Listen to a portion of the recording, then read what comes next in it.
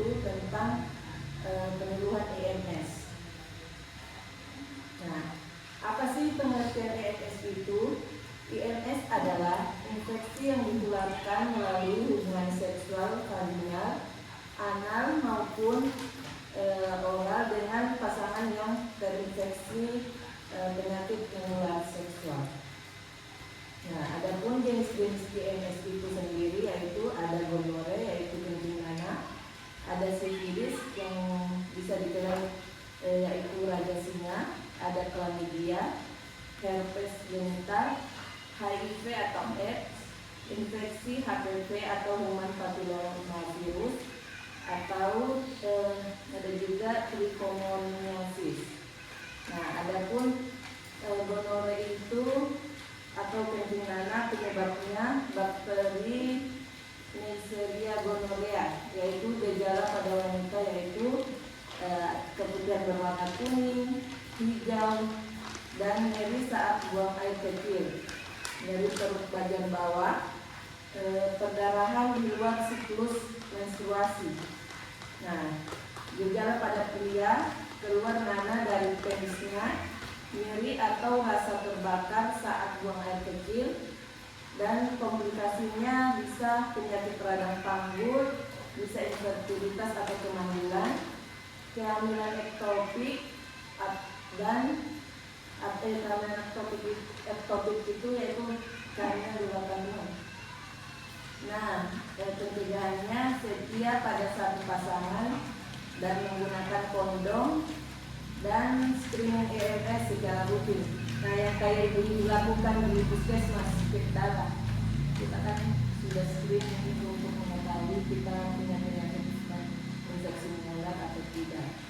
Nah, yang kedua yaitu sifilis, penyebabnya bakteri Treponema pallidum. Tahapan dan gejalanya muka tidak nyeri pada alat kelamin, sekunder ruam pada kulit, telapak tangan dan kaki, laten tidak ada gejala, yang tersier kerusakan otak, jantung, dan organ lainnya. Komplikasi yang bisa terjadi yaitu gangguan saraf kebutaan, kematian jika tidak diobati, dan pencegahannya penggunaan kondom, pemeriksaan rutin terutama pada ibu hamil.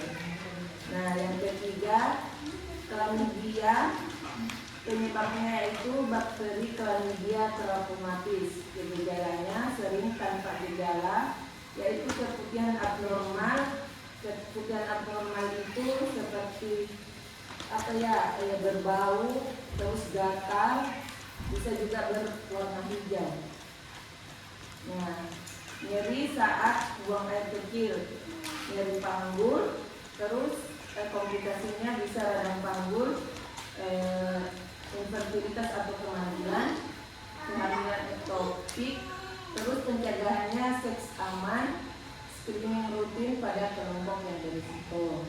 Nah, terus yang keempat ada herpes genital, yaitu penyebabnya virus herpes simplex virus, yaitu gejalanya lepuhan atau luka berisi cairan di area genital, nyeri dan gatal, demam pada infeksi pertama.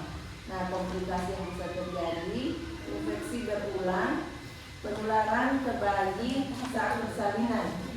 Nah, pencegahannya menghindari hubungan seksual saat terdapat luka aktif dan menggunakan kondom.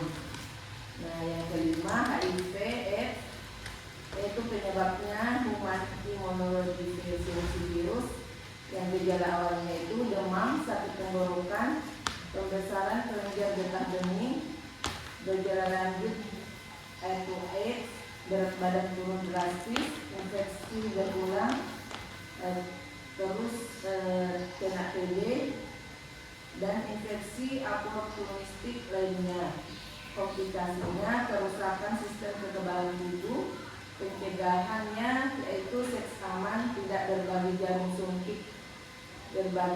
suntik, terus tes HIV rutin, pencegahan penularannya ibu ke anak. Terus yang keenam ada trichomoniasis, penyebabnya yaitu parasis Trichomoniasis vaginalis. Gejala pada wanita yaitu keputihan berbusa, kehijauan, bau tidak sedap, gatal pada vagina. Gejala pada pria sering tanpa gejala, iritasi pada uretra, komplikasi yang terjadi meningkatkan risiko tertular HIV.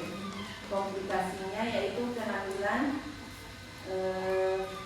terus pencegahannya menggunakan kondom pengobatan pasangan seksual. Terus yang ketujuh, kuman papillomavirus atau HPV, itu penyebabnya virus HPV. Gejalanya itu ada kutil kelamin, banyak kasus tanpa gejala, dan komplikasinya yaitu bisa terjadi kanker serviks atau bisa juga kanker anus, kanker penis, dan orofaring. Nah, pencegahannya vaksin HPV, screening kanker serviks, dan pap smear atau IVA yang biasa dilakukan di puskesmas dilihat.